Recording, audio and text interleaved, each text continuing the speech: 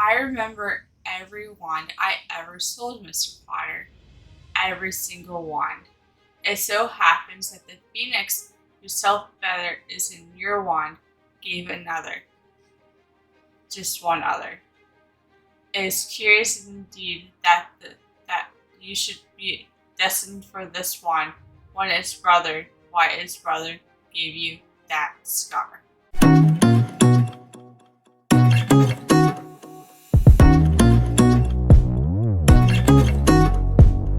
Hi, I am Little Annabelle, and welcome back to my channel.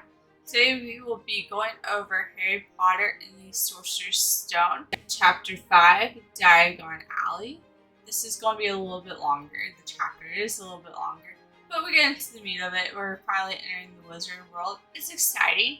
Come join me as I basically give my thoughts and opinions as a kind of reaction style as I am reading chapter by chapter. Come join and let's get started.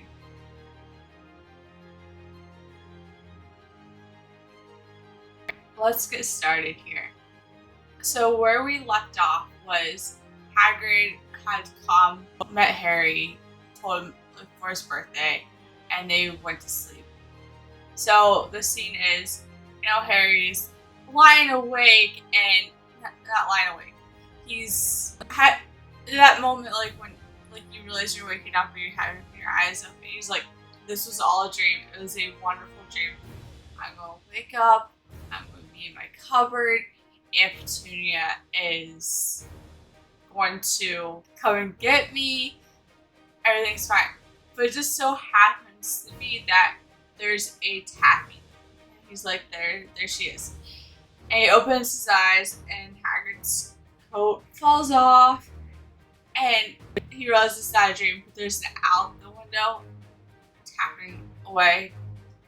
And Harry lets the owl in. The owl's carrying a newspaper and drops it, and he kind of starts pestering at Hagrid's coat. And Harry, not knowing better, is trying to shoo away the owl. And he looks at Hagrid and he's just like, the owl wants to be paid for his delivery. Of course he does. And it's like, there's money in my pocket. And also, Hagrid's coat's huge. And also, he kind of has everything in his coat unorganized. I feel you. It kind of gives me anxiety thinking about it. And he's like, give the owl 5 nuts. And Harry's like, what on earth is that? He's like, oh yeah, it's wizard money. So give him 5 small gold bronze ones. And so he's like, and he puts the money in this pouch that Owl's carrying, and then he realizes, oh, how am I going to pay for this? Uncle Vernon told Hagrid that he's not paying for me to go to the school. Hagrid's just like, your parents left you money. It's kept in Gringotts, and he goes over what Gringotts is with the goblins, and there's dragons who don't want to try to rob the place.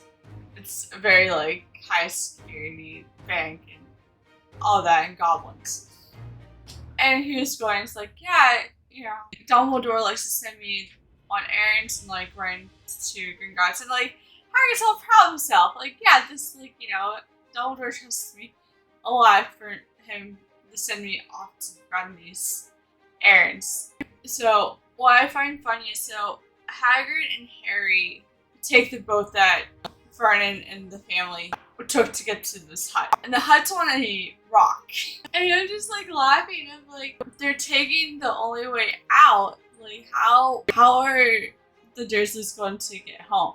These are the things I sometimes think about when I'm reading. Because it's just not explaining. I'm I don't think there's any phone service on this rock. And keep in mind, this is late 80s, early 90s, I think. So there's no cell phone service, although I highly doubt on this rock, on a hut, that's not in the great shape, there's going to be cell phone service anyway.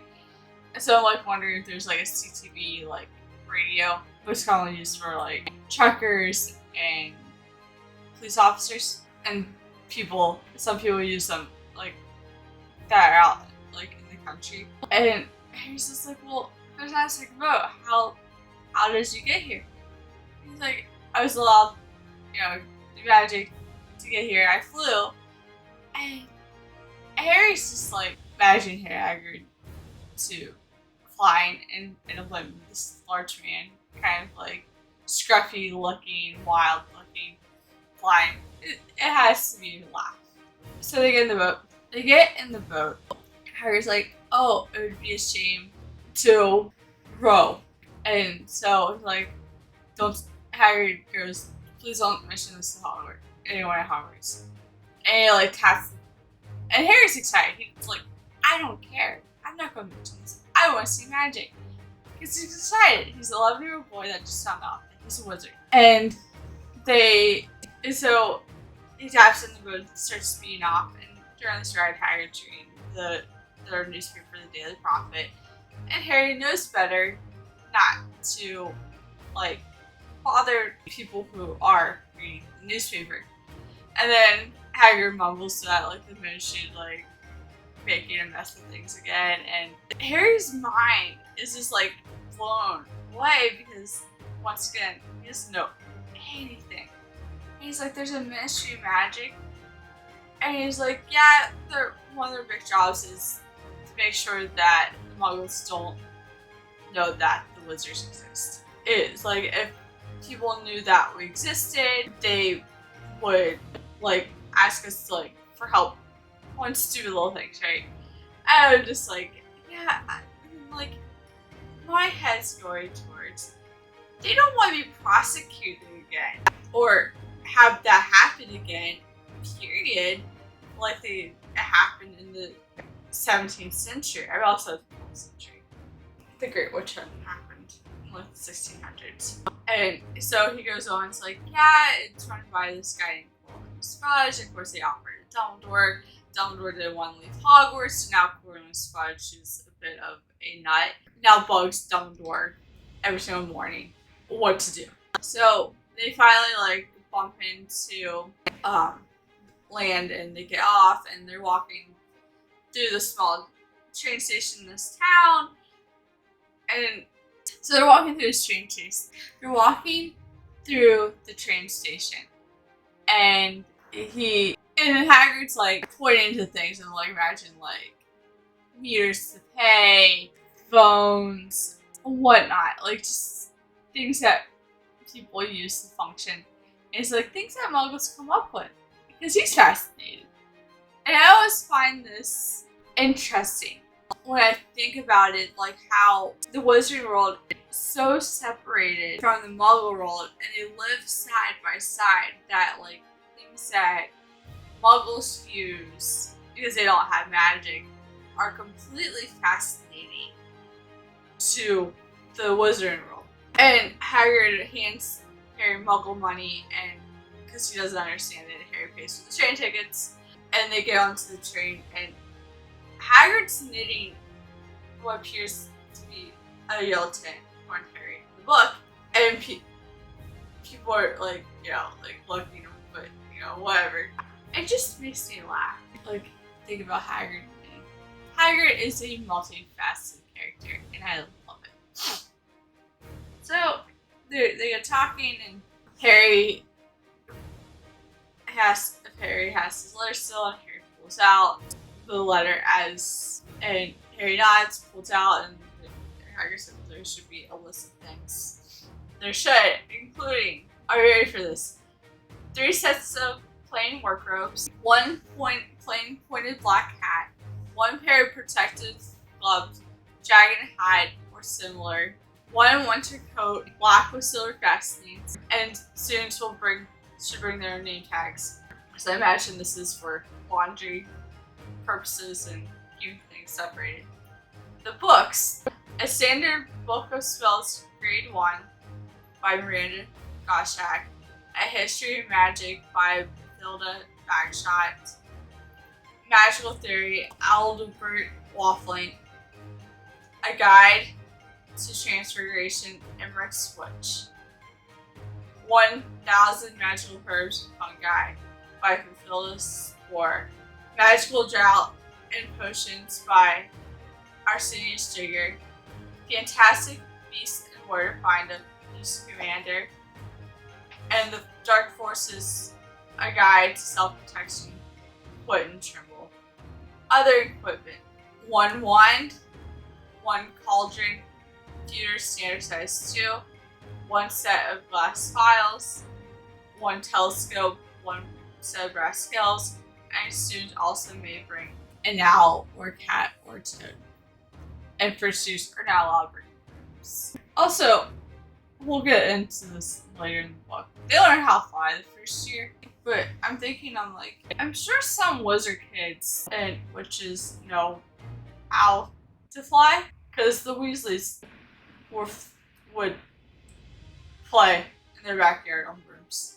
Food for thought. Of course, Harry's like looking at this list, and he's like, we could get all this in London. I'm sure that confuses him. Like, it doesn't seem like the stuff would just be out in the open, or like, where is it? 11-year-old brains too. Always fascinating. And of course, Harry's following Hagrid, and Hagrid seems to know where he's going, of course, because he's been there. But also Harry, it's like, oh, he doesn't seem like he takes the quote-unquote muggle way ever.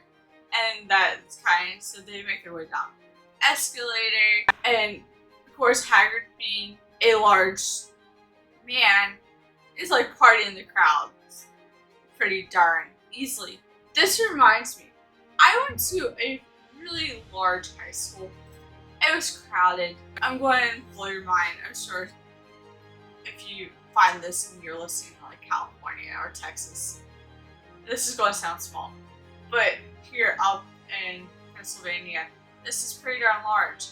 When I was going to high school, the high school was split into 2 schools, and each school had roughly 1,400 kids. So the first school was 9th and 10th grade, and the second school was 11th and 12th.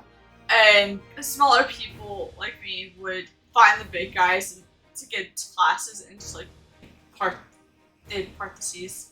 Also, as you got a little more experience, you would learn to take the back hallways and side hallways as much as possible. It was, otherwise, I always mention it was, especially the first school, it was like playing Frogger.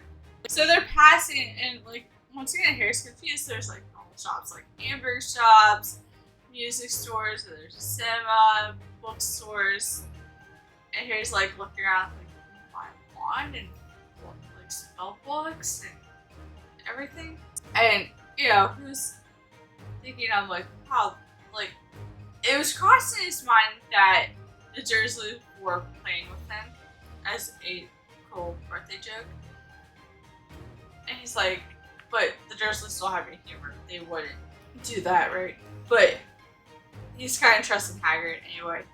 And then they get to the Leaky Cauldron, and Harry's like, wow, this is a famous stop.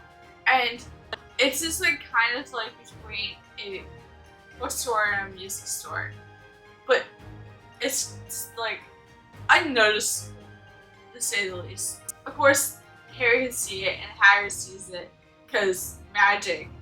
But the other people walking along the street seem like not to even be noticing it. Like, their eyes go from the bookstore on one side to the music store on the other side. And Harry, like, this fascinates Harry, of course. They walk in, and everyone gets kind of a little quiet and kind of puts away. And it, like, seems like Hagrid, like, everyone is Hagrid.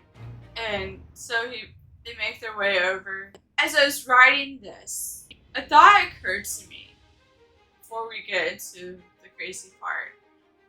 Was, I wonder if people noticed Harry, like, kind of were like, he looks familiar, right? And kind of had their suspicions, but no one wasn't going to say anything. Because I'm sure wizards had those awkward interactions. Because they're also people. We've been there. We've all been embarrassed. Cool. They make their way over to the bar, and the bartender's like, hey, Hagrid, are you going to have your normal? No. It's like, I'm on Hogwarts business, kind of taps Harry, and Harry sees buckle because I'm sure, although Hagrid didn't mean it, is a big, strong guy. And the bartender finally like looks at Harry and realizes who he is, and he's like, Harry Potter, welcome back. It's like, I am so proud of you. And Harry's just like, what's going on? And everyone gets confused. Sees like there's that sound of seats shuffling, scooting on the ground. Especially if you've been in a cafeteria, you know that sound. They get up and everyone shakes Harry's hand. So he meets Doris Crawford, and I can never say his name right. Delius Deagle. And I think it's mentioned in the first, I guess the first book. We're still on the first book. The first chapter where he like mentions like strange things like have happened, like people bowing. So we get to hear, and Harry's like, I think I've seen you before. And Dudley is all excited because he's like, announces it to the whole bar. He remembers me. He remembers me. Do you hear that? And he's all proud of himself. Also, I think it's like mentioned that like, or Minerva Gongle has mentioned, or it says somewhere, if I remember correctly, that they were suspecting people might be going looking for Harry just to see if like a weird celebrity, and so they're trying to keep his location shush.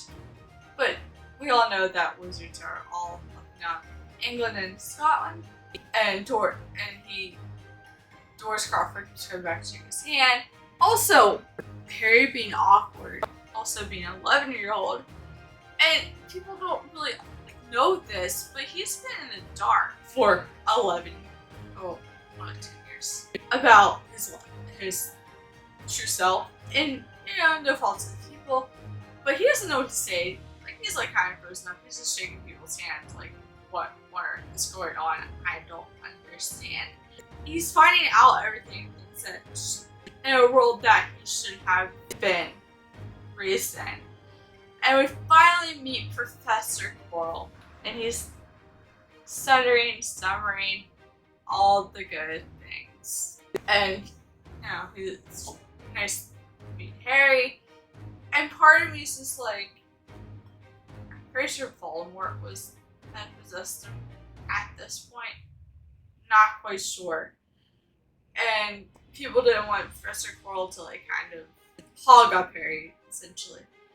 And Harry explains like, man, Quirrell's a brilliant mind, was fine when he was studying books. He's defense against the art teacher, but he decided to get pro-life experience. He goes to the Black Forest and meets the vampires. And this Black Forest is in Germany. And vampires are a nasty bunch. He's been terrified ever since. He's basically terrified of his child at this point.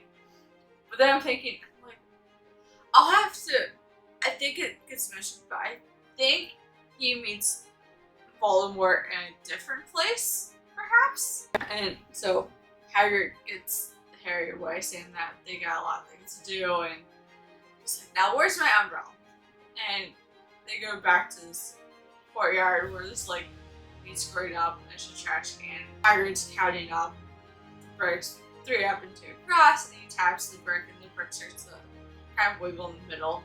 All of a sudden there's an archway, and there's a street, a cobblestone street that like turns, and I'm sure Harry's like wide-eyed at this point and like excited and flaming, right? Harry just says like, welcome to Diagon Alley, and like Harry's just like amazed and wants looking everywhere at once. I don't blame you, Harry.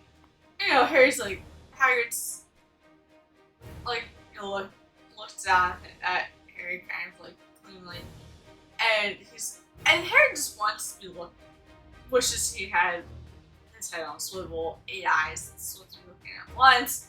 And Harry's just like, and he sees the cauldron shop, right? Or like, they have size, mentioned every size. I don't know shapes, but materials, one that self-stirs, one that self-collapses. Blistering roll. Selling things to housewives that they don't need. Harry's just like, yeah, we're going to get cauldron, right? And it's like, but we need to go get your money. And there's a lady outside the block there complaining about the price of Dragon Lover. People in the Wizard World, just like us, we're complaining about prices. And I'm wondering, like, that Harry's like, oh, wow, this is real, or is he still in shock and awe? And I'm guessing probably the latter. Like, you know, he's probably thinking, it's like, this is all a dream still. I would not surprise me.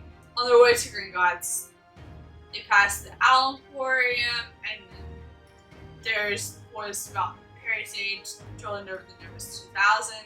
And this reminds me a lot of, like, you know, kids I knew that, you know, drilling over cars or whatever. I kind of always appreciate J.K. Rowling in the sense, like, kind of putting human behavior like that and not making the Wizarding World so out of touch to the readers in that sense. So there are shops selling telescopes, silver instruments Harry's never seen, and parchment and quills. There's shops with a pile of spell books in front of them. There's globes of the moon. They reach Gringotts, and Gringotts is this beautiful white tall building at the end of Diagon Alley. There's a goblin in a scarlet and gold uniform. The goblin's about, you know, a head shorter than Harry. I always, like, try to picture how tall Harry is at this point, and I could never put a number in my head. And then they get to the second doors, and the second doors with writing. Enter stranger, but take heed of what awaits the sin of greed. For those who take but do not earn, must pay, must duly enter. So seek beneath our floors a treasure that is never yours. Thief, you've been warned beware of finding more treasure there. And Harry looks at Harry. See, I told you you'd be mad trying to rob this place. And a pair of goblins stand through the stone doors. And there's a hall that I imagine seems like it goes on forever, but doesn't. You know that optical illusion? There's 100 goblins on either side, sitting on stools, counting money, writing ledgers, doing banking things. And they get to a goblin that is free. Hagrid mentions, hey, we're here to go to the vault for a strange Potter. And the goblin looks like, do you have the key? And once again, this kind of gives me a little bit of anxiety. Hagrid's ruffling through his pockets. Can't find it because this organization, and I've been there, I understand, but still gives me anxiety. And he says, find holy biscuits up on this counter. And I imagine the goblins being kind of neat and organized and very, like, stirred. And he's just sniffing his nose up at Hagrid. And Harry's looking over, and there's a goblin weighing out rubies the size of coal. And I'm sure that fascinated Harry too, like everything else. Also, there's doors behind the goblins exiting the hall. And after Hagrid hands the key to the goblin. Also, I'm okay on the lore outside of Harry Potter, but what I've not seen or heard, tell me down below if you've heard it, is the key to the Potter's vault. Their house was destroyed. And I'm thinking, I'm like, how did Dumbledore, so imagine it was Dumbledore who had gotten it or sent Hagrid to get it. I'm thinking, I'm like, spoiler alerts for up ahead. Peter Pettigrew was the secret keeper, but I think he was only the secret keeper for their location. But I'm not sure. And I don't think it was because Voldemort didn't know about the key, correct? Or wanted to kill Harry. Because prophecy. How? Like, did William James tell them about the key if it was in the house? But I'm sure they didn't think the house would ever get destroyed. Or did they give it to Dumbledore? I have questions. Can someone please explain this to me? After the goblin receives, he's like, hands them a letter. This is about, what involves 713, and the goblin reads the lines like very well. Then they meet the goblin Griphook, who's going to escort them to the vaults. And this also, so they meet the goblin. Hagrid puts all the moldy business back in his pockets, and Griphook escorts them. And Harry was expecting more beautiful of a wonder of Gringotts. But I'm thinking of like, oh yeah, like, the front entrance is always the prettiest, right? That's where you greet people to impress them. But it's just like kind of, well, I imagine being cave-like with torches lining the way to light it, and just like stone. I don't know if that makes sense. Or better yet, have y'all seen National Treasure? That's the final scene in National Treasure, where they're trying to get to the treasure. That scene, I imagine that area looking a lot like that. Nothing good to see, kind of thing. I'm not going into that thought.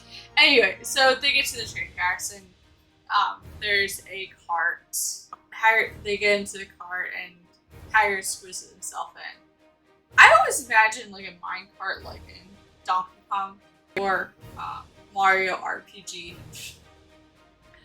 But I don't think that's it. I think it's like maybe like more like a roller coaster cart.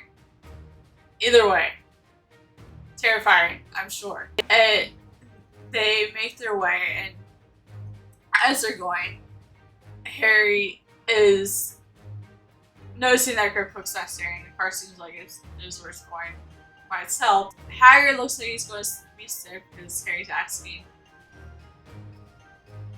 like, that he never remembers what stalagmites or stalagmites are after they pass the underground cave. But also, Harry's trying to remember the turns. I would too. Then gives up because the car's going too fast. And there's just way too many. And he also thinks he sees like a flash of light, like fire. Harry looks to see if there's a dragon.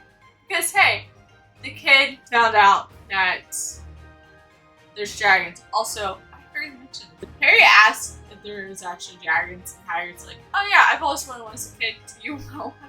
Hagrid wanting dangerous animals. But also like imagining this too, and I'm like, I don't know if terrified is the right word, but I suffer from a little bit of vertigo, and when I'm like looking up at something like really high up now, or there's heights, I get like dizzy and like kind of nauseous, like I can't stand.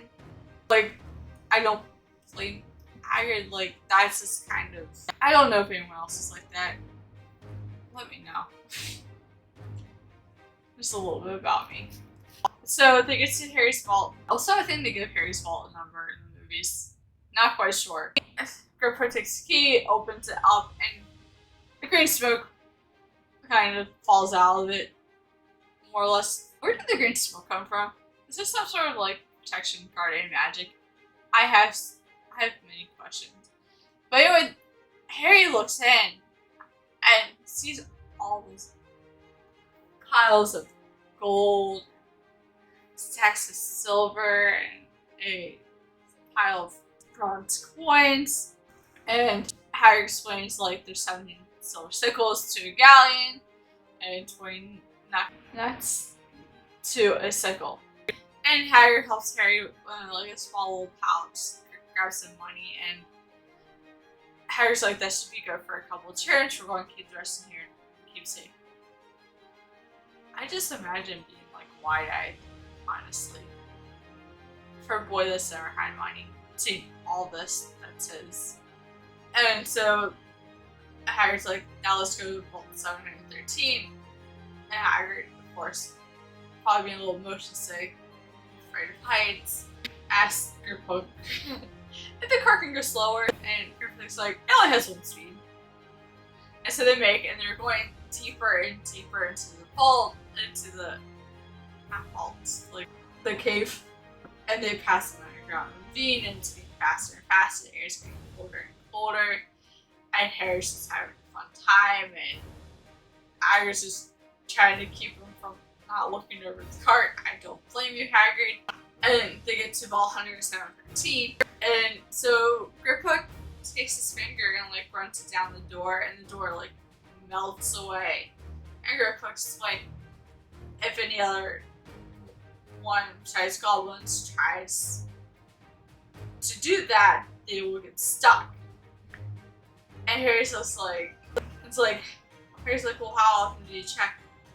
And Griphook's with that like cheeky, grinny, creepy looking smile and says, about every 10 years. I'm just like imagining it smiling. Okay. Anyway. So Harry's curious what's so secretive about this, and he was expecting treasure sorts like jewels, more coins, whatever, right? Something that's highly secured vault. And it's just a small package that's wrapped in parchment. And Harry grabs it. Harry wants to ask, but knows better. Don't blame you. So they get back in, and they're standing outside in the sun. And Harry's like, what's the matter? And he's glad that he's pretty sure the Dursleys never knew about this money, because they would have taken it from somehow. It's not sure how much it is in pounds or Muggle money. It's more money Dudley's ever seen, and he's never had any money. And the Dursleys were always complaining about how much Harry had cost them to raise. A, they didn't raise him; they just kept him alive. And B, they could have spent a little more money on him instead of not raising a well-mannered boy named Dudley. I know I read a lot about the Dursleys, but man, as an adult reading this, it really irritates me. So the first stop is Val Malkin's shop, and Harry's like, I'm going to the Cauldron. Those green parts always make me nauseous and not feel good. I won't go there. Harry goes in by himself, and Val Malkin greets Harry and asks Hogwarts. Harry nods. Once again, I am sure there's a season where she knows better. Because I imagine this woman being like in her 50s. Like a wise old woman who's been here for a while knows better. Can like snip out students. That's what I picture. Not in a mean way, just, you know, it's like, I know this. She escorts him back and there's a boy, pointy nose, pale-faced boy.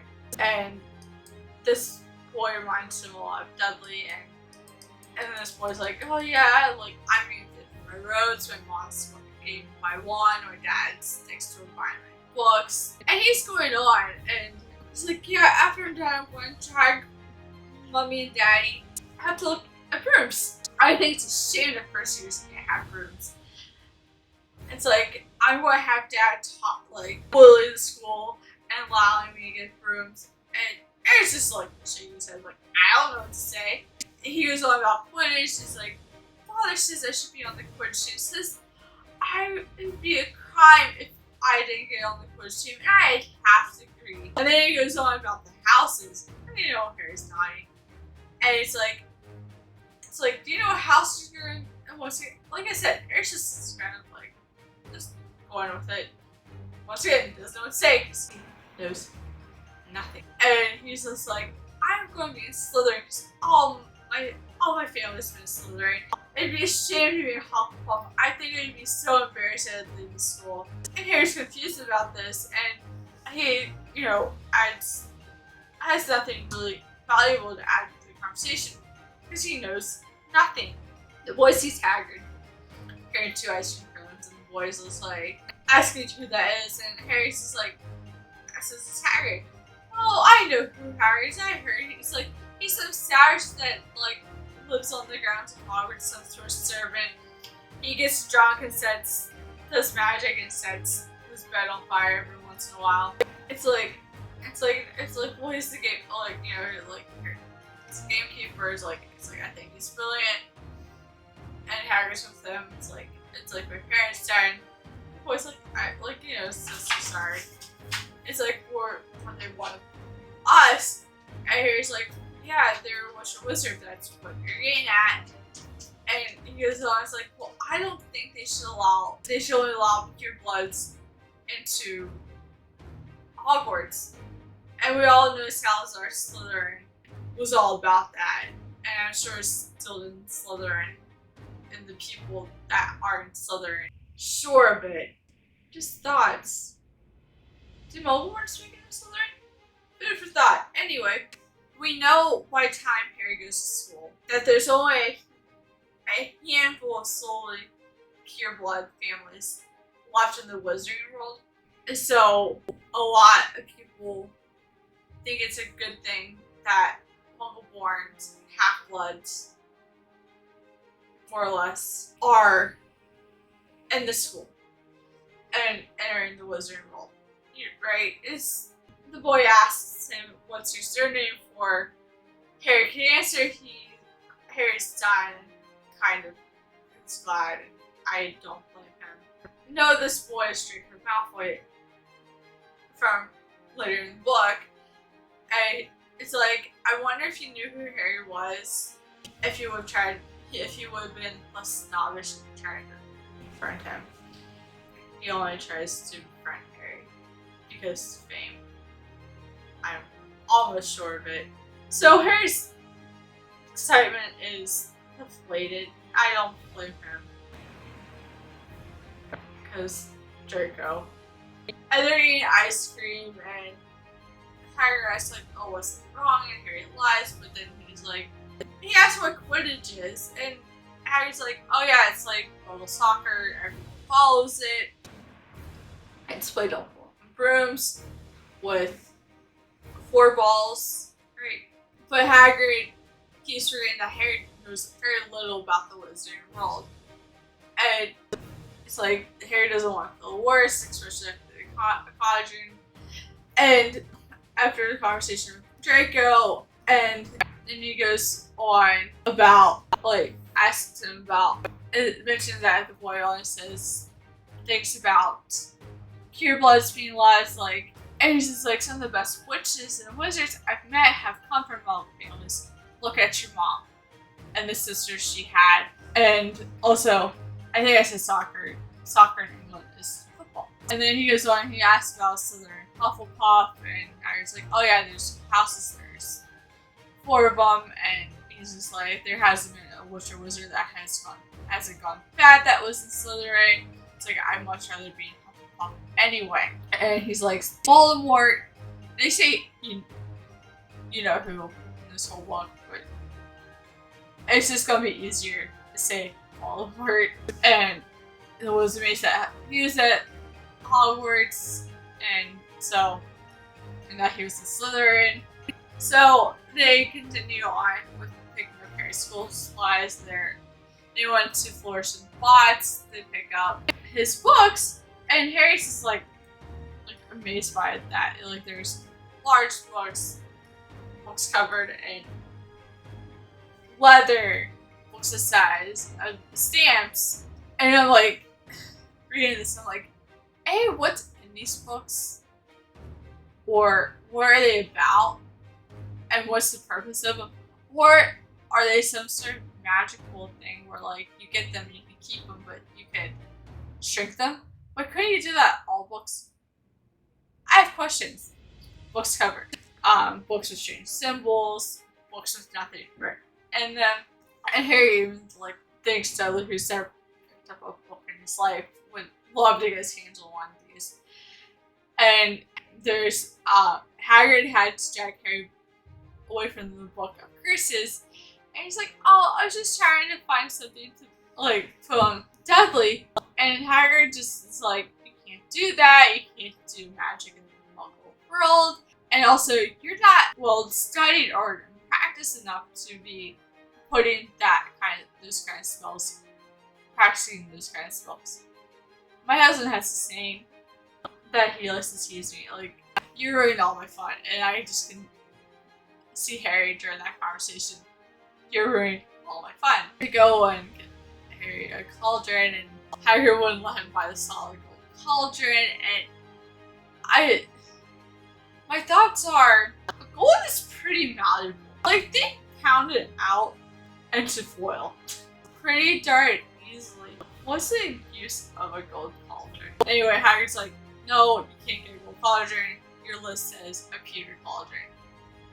And they got him a nice set of scales and claps on his telescope and even apothecary. Harry's like kind of like amazed by it, but it also smells like rotten eggs. Something smells like sulfur. And so Hagrid's just asking the guy behind the counter for like the basic things that Harry needs for school. Harry's looking around, sees silver unicorn horns that are 21 gallons of, and then there's like beetle eyes that are 5 nuts. Also, how did they know that? Or do you? I don't like. I just wonder. Wouldn't Wayne be a lot more efficient? And Harry just kind of blushes when Harry's like, "Oh, I forgot your birthday present." And Harry's like, "You don't need to." And Harry's just like, "Look, I'm." And so it's like, "I'm going to get you now." It's like cats make you sneeze and toes are out of fashion. Everyone's gonna make fun of you. And so they go to the Emporium and sees all the owls, and they leave with a snowy owl cage just sleep in our cage. And Harry's just like kind of like someone out, thank you to Hagrid. And Harry's like, don't mention it. I'm sure you haven't had a lot of great birthdays.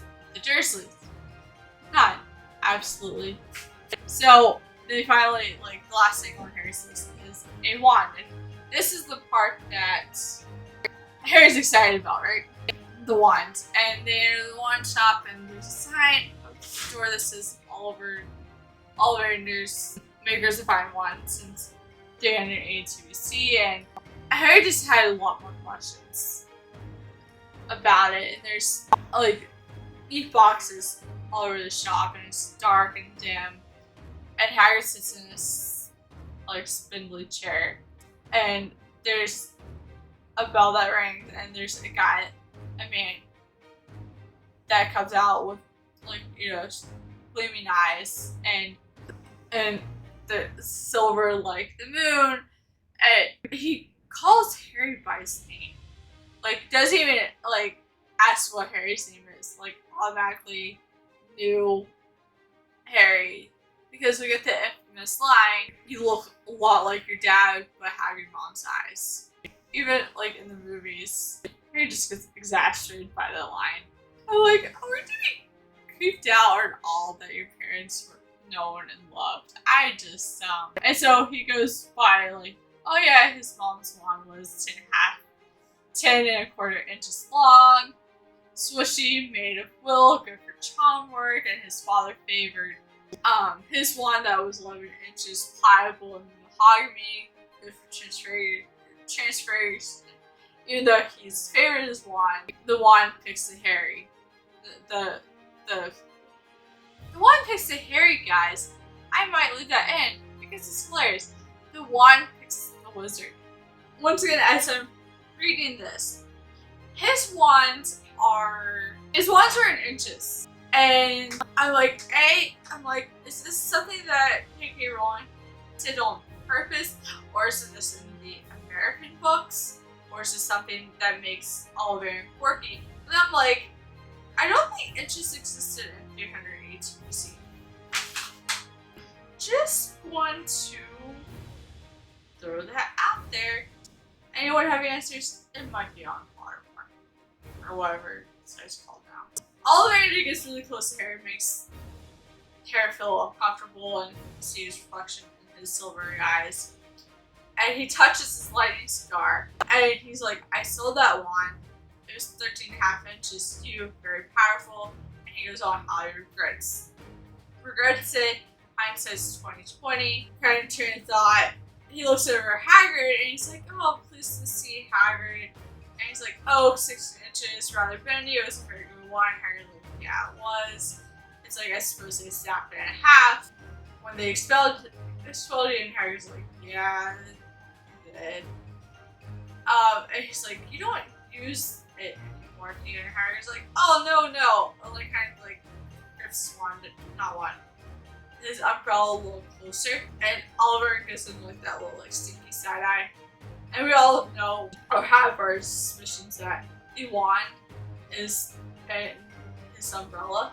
And I'm just like thinking of like a young Hagrid crafting his umbrella, his wand into a child's umbrella. Just always makes me laugh. So Ollivander begins to measure Harry in every possible way: armpits, chest, head. And so he goes on to explain on that they have pores made off unicorn hair, phoenix tail feathers, heartstrings of dragon. No two ones are alike, like their unicorns are alike. And Harry's now realizing the tape measure is on its own measuring underneath his nose. And so he hands Harry's first wand, beechwood dragon heartstring, 9 inches, nice and flexible. He's like, we'll give it a wave. And here he goes in a wave very bullshit, I'm sure, like this is silly. And Oliver snatches out his hand. She's like, try this maple with phoenix feathers, 7 inches. And that was snatched out of Harry's hand. Like, what are you looking for, man? Tried this ebony unicorn hair, 8.5 inches springy. That is like, since Harry like raises his hand up with this wand and then snatched out. And Harry's confused. It's like, and like, next thing he knows, there's a pile of wands next to him. He's like, man, you're a very tough customer, but there's a wand for everyone. We'll keep on trying. I wonder how long they were there. So he's just like, he hands Harry this unusual combination of a wand. It's holly with a phoenix feather, 11 inches, nice and supple. Harry took the wand, all of a sudden he felt warmth in his hand, and he swished the air and the dust, and there's red and gold sparks flying out of it, like fireworks. Hagrid was excited, braced his chair. Mr. Ollivander was about to cry, and as he's like wrapping up the wand, and he's just like very curious. He's like, what's curious? And he's like, I remember everyone I've ever stolen, Harry. And he's just like, the same phoenix that gave a feather in your wand gave just one other, just one, and that one could be the one that gave Harry's scar. It's brother 13.5 inches hue, and Harry, and he's like, you're destined to do great things, Harry. For the one that gave you that scar, Voldemort did great things, be it very terrible things. And it always reminds me of, like, is a time that names the most influential people every year. I can't remember. And people are sometimes surprised that what we would call terrible, evil people are on it. And you gotta remember, influence is never a positive thing. It just means you're good at being people do things at your bidding. So, that always reminds me. And he's like, Harry's just unsure if he likes Ollivander at this point. I don't blame you. He seems like a very quirky guy. Probably doesn't interact with a lot of people. Just my opinion. And he pays for his wand at 7 galleons. And Ollivander bows them out of the shop. So they're making their way back, and Harry's not even noticing them knocking out their train packers and stuff. And they're on the train and going back, and Hagrid's like, hey, we have some time for your train leaves. They sit down and have a hamburger, and Harry's just like, everything seems different now, everyone seems different. And he's, it looks at Hagrid, and he's just like, why does everyone think I'm going to do great things? Why does everyone think so special? I'm famous, yet I don't even remember what I'm famous for. And Hagrid goes on and is like, look, you're going to be fine. Everyone that goes to Hogwarts starts out the same. They know nothing. Just be yourself. You'll have a great time. I had a great time. Still have a great time. And so Hagrid gets Harry on the train and to go back to the Dursley, and Hagrid hands him the train ticket for school, and he's like, everything's going beyond that ticket. And Harry wanted to watch Hagrid leave, but at a blink of the eye, Hagrid is gone. Oh, guys, thank you for making it with me. If you've made it this far, I want you to leave a wand emoji. I looked this up to see if there was a wand emoji. It was under Witch when I looked it up, not wand. I have an Android. Finally got into the Wizarding World. It's exciting. Exciting to see this now. We're getting the heart of it. Please give me your thoughts and opinions on this chapter. I would really appreciate if you would do all the channel things down below. I'd appreciate it a lot. And till next time, I am Little Annabelle. Stay safe, be strong. I love you.